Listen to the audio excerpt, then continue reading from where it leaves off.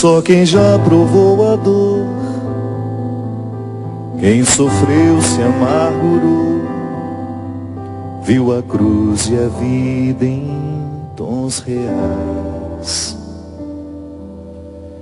Quem no certo procurou, mas no errado se perdeu, precisou saber recomeçar. Só quem já perdeu na vida sabe o que é ganhar,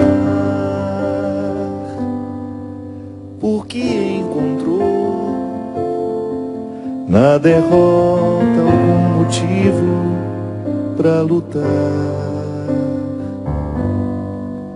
E assim viu no outono a primavera,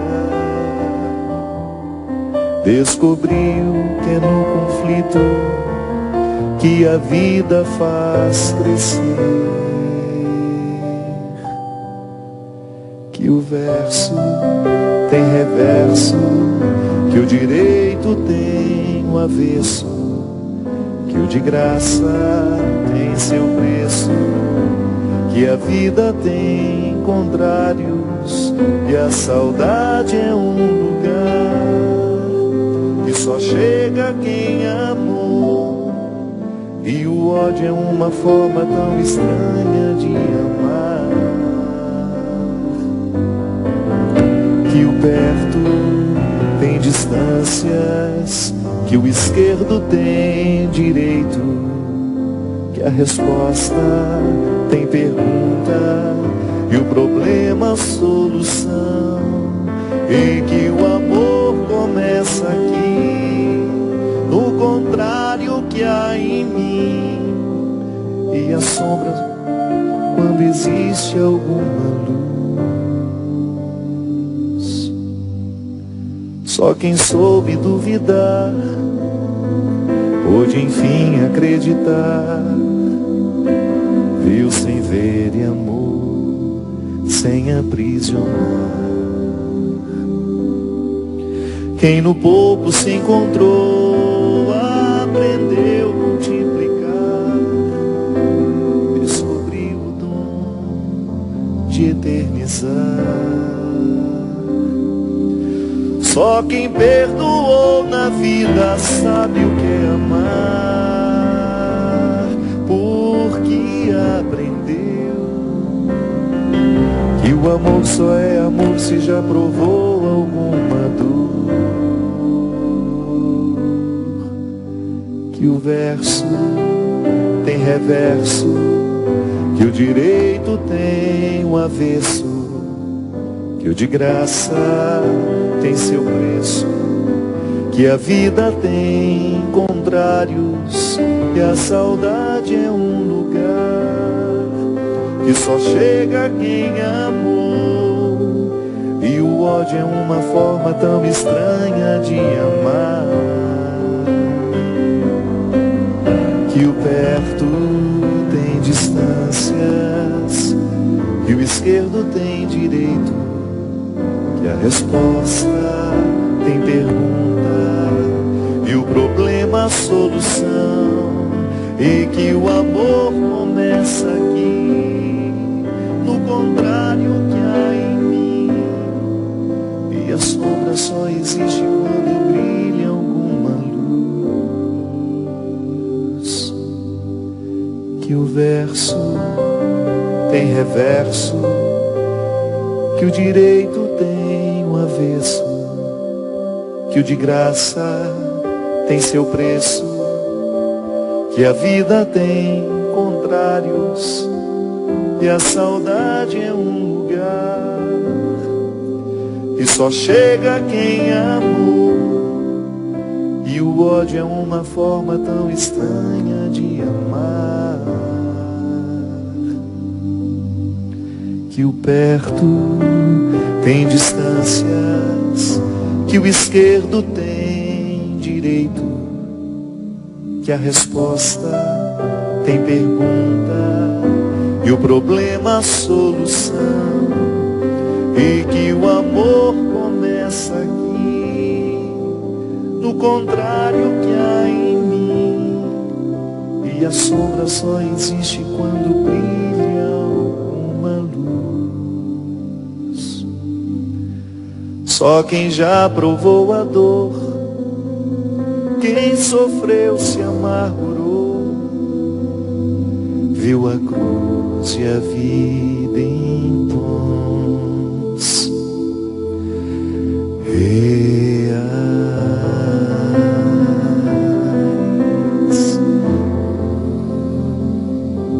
em tons reais,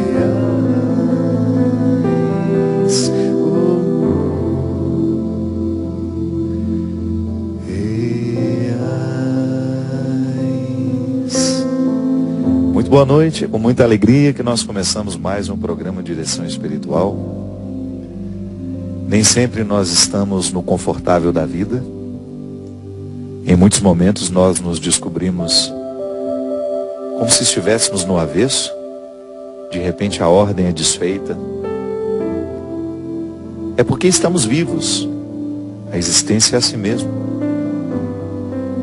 Seria uma visão muito ingênua da vida, de que tudo seria de acordo com a nossa vontade, com o nosso desejo, ou até mesmo em relação às expectativas que nós temos na relação com os outros. De repente, descobrimos uma traição onde a gente menos imagina, um golpe que a gente recebe na alma, porque isso realmente fragiliza o ser humano. Eu, como padre que já vi tantos sofrimentos, isso sim faz sofrer muito. Muita coisa nos faz sofrer. Mas isso dói de maneira muito, muito especial. Muito cruel, eu digo. Ser traído. Perder a confiança. Não poder mais olhar nos olhos daquele que antes você confiava a vida. Não saber o que ele faz da sua vida. Porque ele é portador de muitas coisas suas. São suas. O outro nos leva com ele. E quando nos trai, está nos traindo, porque tem a gente dentro dele. É mais do que perder um objeto material, é muito mais do que perder alguma coisa de valor. É a quebra de uma confiança. A vida é assim. Os que prometeram fidelidade traem. São frágeis, como eu sou, como você é. A vida nos desarruma constantemente, porque estamos vivos. Faz parte da dinâmica da existência. De repente alguém que você ama, que estava tomando café com você hoje, está morto à noite. É assim. Aquele que fazia projetos de futuro ontem, hoje foi sepultado. Aquele filho que até então você tinha nos braços, não está mais. A vida não nos pede autorização para desorganizar o nosso coração. E é como se nós estivéssemos expostos a um território onde tudo é penoso, tudo é doído, tudo é sofrido.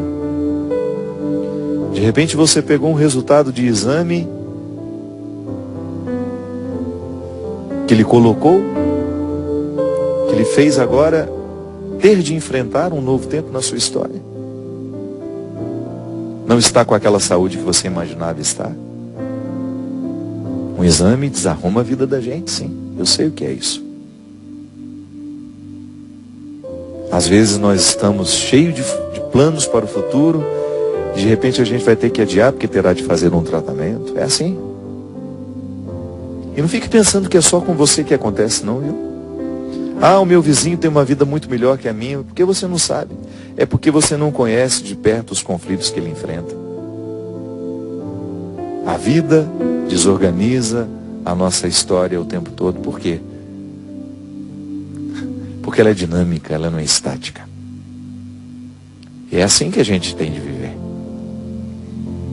Administrando os avessos, administrando os desconfortos, aquilo que nos desconsola,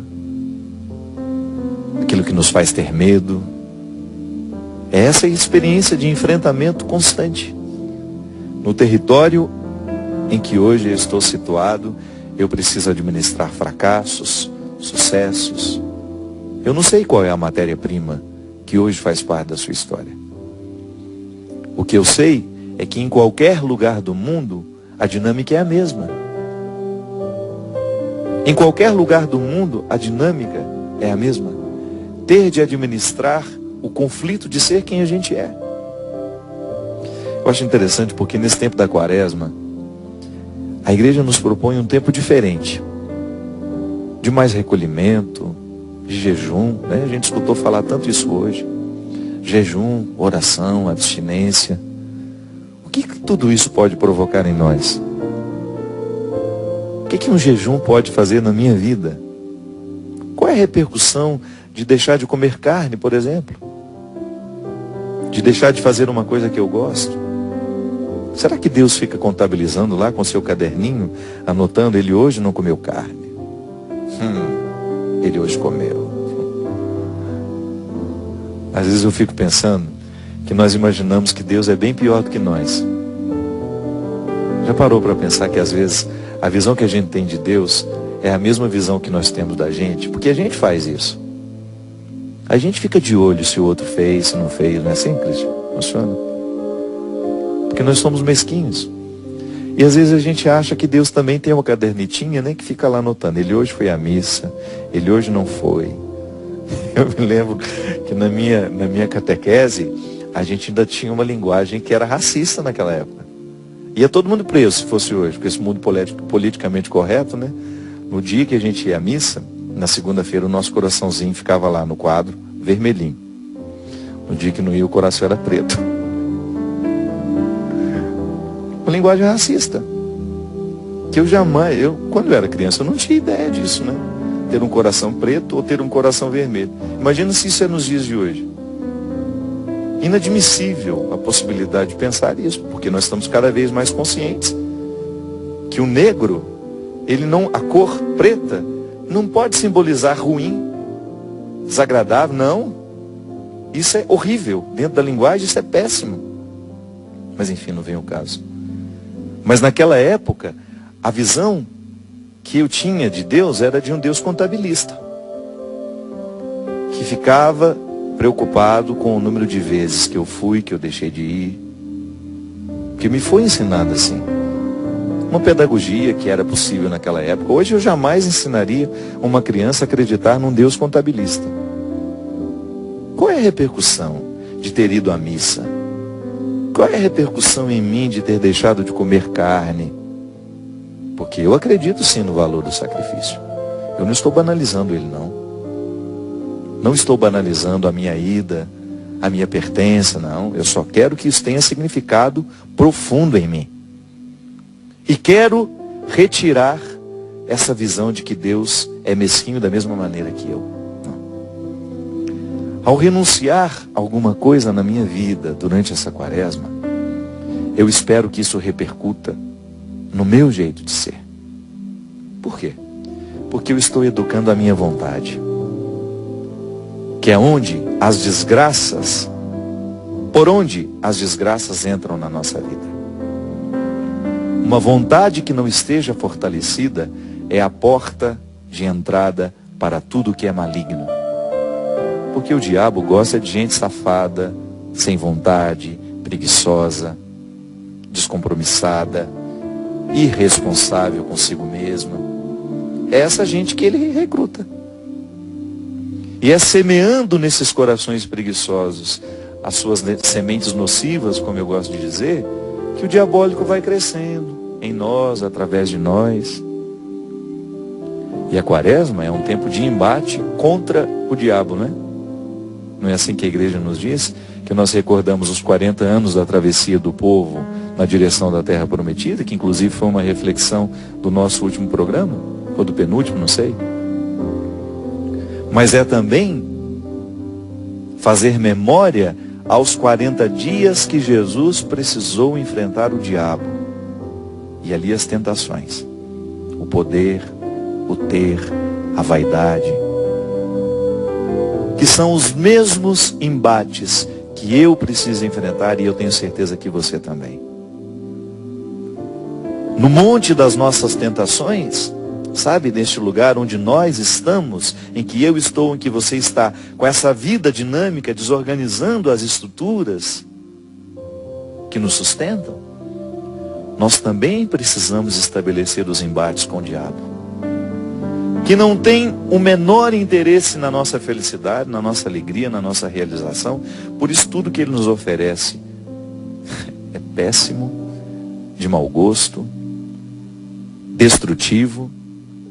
Observe, seja capaz, analise as realidades que são diabólicas e viciantes no mundo, e você vai ver se tudo isso provoca a alegria, a felicidade, a realização de alguém.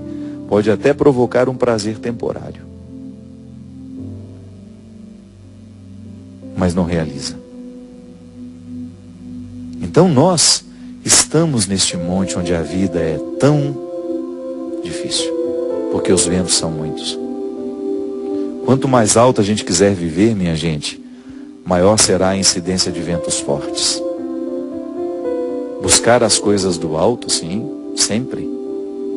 Mas prepare-se, porque ficar no alto requer muita disposição de enfrentar ventos fortes, diariamente. Porque às vezes a gente acha que buscar as coisas do alto é subir aquele monte florido e ficar lá sentado igual um Buda, cabeça para cima. Sabe? Não, meu filho, é firmar os pés e fazer a experiência do desequilíbrio constantemente. Isso não seria muito ingênuo, né? Pensar que Deus nos coloca no alto e que tudo será florido e bonito e belo e lindo e sofisticado. Prepare-se.